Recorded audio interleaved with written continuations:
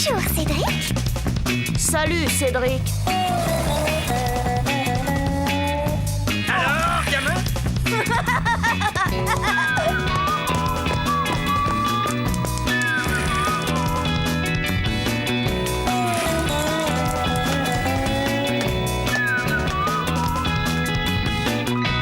Quelle vie on mène tout de même quand on a 8 ans.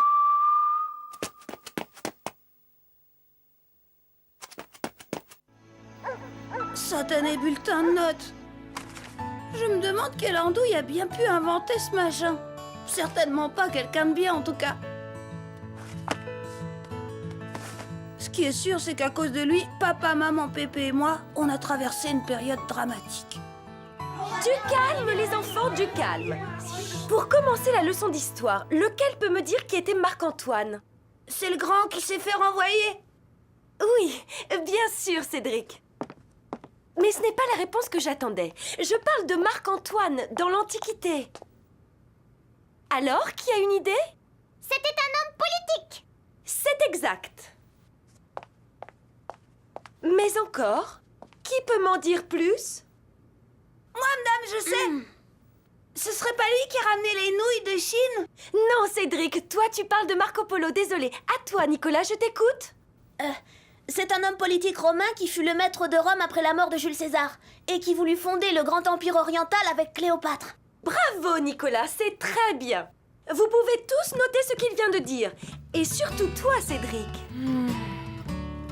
J'en ai assez. J'ai encore un bulletin minable. Et le coup de Marc-Antoine, c'était une sacrée vacherie. Quand je pense que toi, tu connaissais la réponse. Moi, je sais comment tu fais. Tu triches, voilà. Mais non, voyons. C'est grâce à mon illustre famille. Mes ancêtres ont côtoyé Louis XIV et même Napoléon III. C'est tout naturel que je sois imbattable en histoire. Bien sûr, ce n'est pas donné à tout le monde. Pour ça, il faut être le fils de quelqu'un. Pas de n'importe qui. Allez, ciao. Mince. Moi aussi, j'étais le fils de quelqu'un. Quelqu'un qui allait certainement vouloir regarder mon bulletin de notes et qui n'allait vraiment pas être content.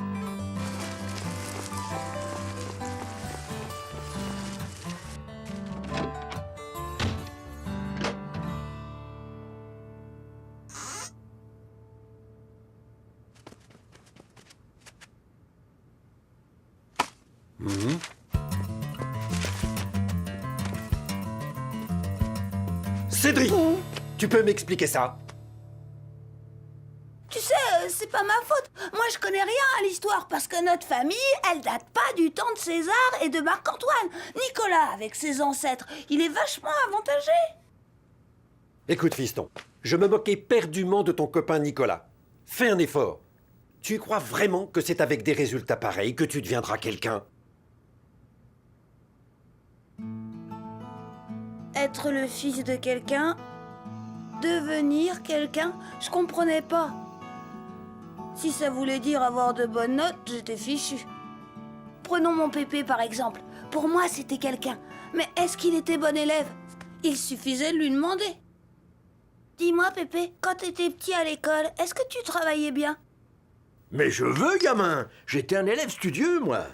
Mais le problème, c'est que j'ai arrêté l'école très jeune pour aller travailler. Pour aller travailler? Eh oui, j'étais au turbin dès l'âge de 8 ans. C'était comme ça de mon temps.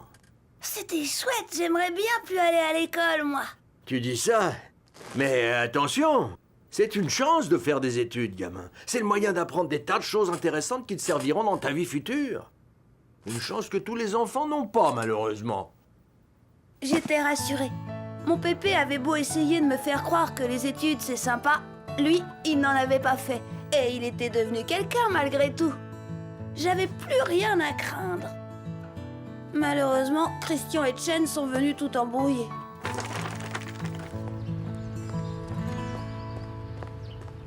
Tu vois, Nicolas et mon père, ils se trompent carrément. Moi, je crois que c'est mieux de travailler. Oh, regarde, voilà Chen. Il faut que je lui dise que je vais devenir quelqu'un. Je crois que tu te trompes. Je pense plutôt que les cancres, ils deviennent jamais personne. Ah ouais, tu crois? Et tu peux m'expliquer alors qu'ils deviennent les cancres? Ils disparaissent. N'importe quoi. On va demander à Chen, elle sera de mon avis, tu vas voir.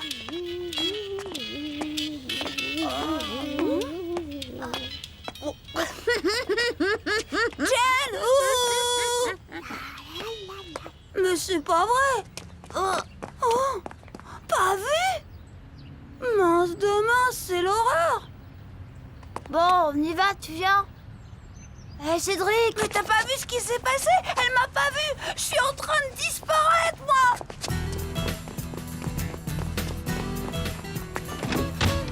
Je vais réviser mes leçons, Pépé.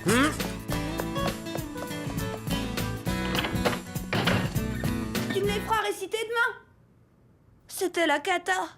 Il fallait que je me mette sérieusement au boulot si je ne voulais pas disparaître complètement.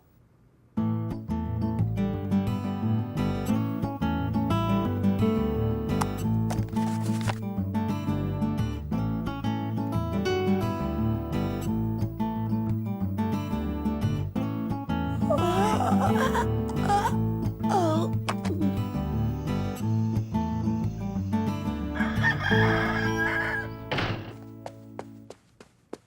Ça y est, Pépé?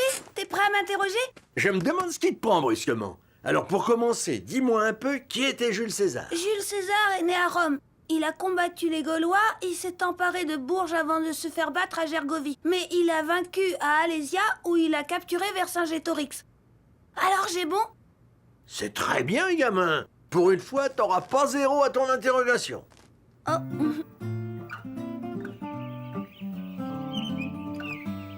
Alors, les enfants, qui peut me dire pourquoi Jules César est parti en Égypte?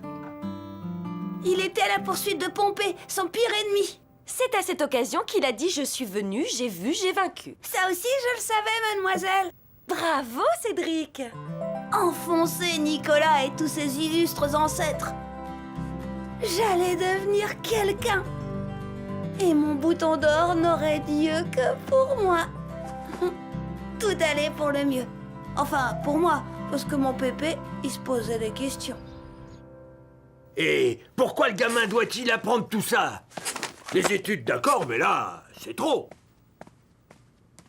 Mais enfin, papa, voyons. J'aurais jamais dû insister pour qu'il apprenne ses leçons. Maintenant, il est complètement Bonsoir, obsédé tout le par le monde. travail. Bonsoir, mon chéri.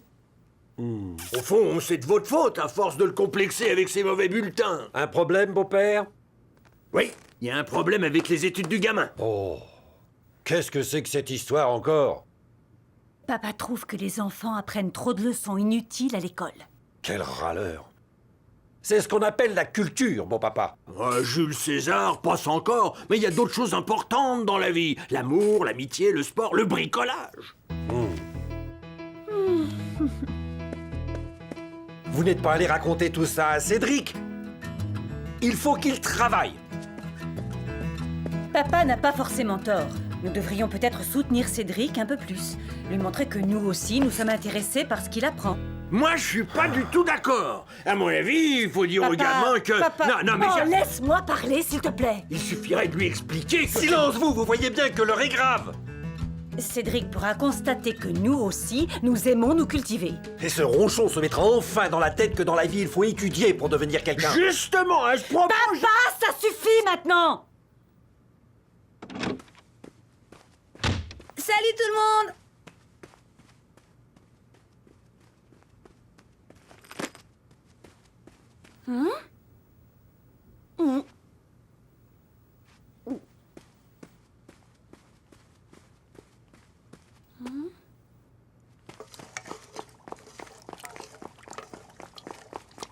Oh.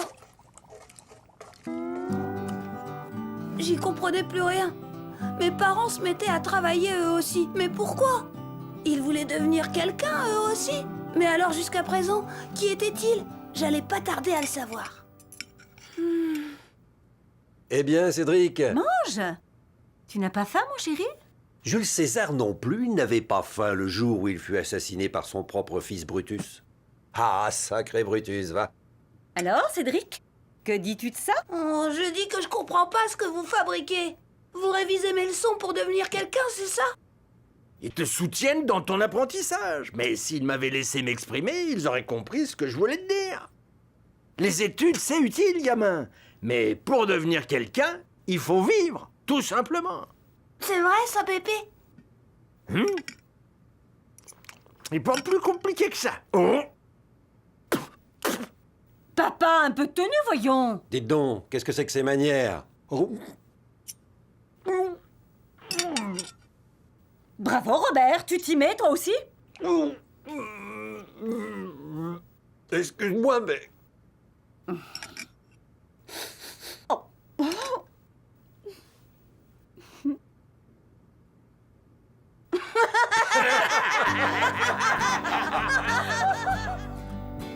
Papa, maman et Pépé avaient des idées tordues. Mais c'est sûr, ils étaient quelqu'un. Je pouvais tirer de cette histoire un principe pour ma vie future. Ne jamais réviser ses leçons en préparant un poulet. Hier soir, ma mère a complètement raté son dîner. Ah bon, pourquoi? Parce qu'elle a appris mes leçons. Quelle drôle d'idée. La soupe était tiède, le poulet trop poivré, les petits pois pas assez et la tarte était complètement ratée elle aussi. Et il a dit quoi, ton papa? Il a dit que c'était la faute de Jules César et mon Pépé était d'accord. En tout cas, je crois que c'était quelqu'un, ce Jules César. La vie était bien compliquée des fois. En tout cas, ce que j'avais compris, c'est qu'il fallait bien plus que des bonnes notes pour devenir quelqu'un. Mon Pépé, il dit que c'est un ensemble de choses, comme les pièces qui forment une locomotive. Je comprends pas trop ce qu'il veut dire par là. Heureusement, je suis certain d'un truc. Il me reste pas mal d'années devant moi pour devenir quelqu'un.